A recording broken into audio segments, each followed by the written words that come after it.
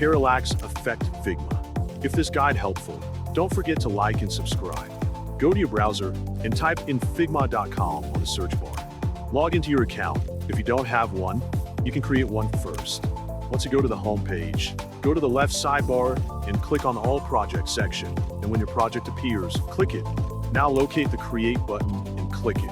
On the drop-down menu, click on the Design option. Once your new project is ready, you need to create the first design that you want to add by creating a rectangle as a frame and start designing whatever you want. Next, duplicate your design into a new layer and start dragging your text or shape to make it different from the first one. Now change the size so your design matches desktop size.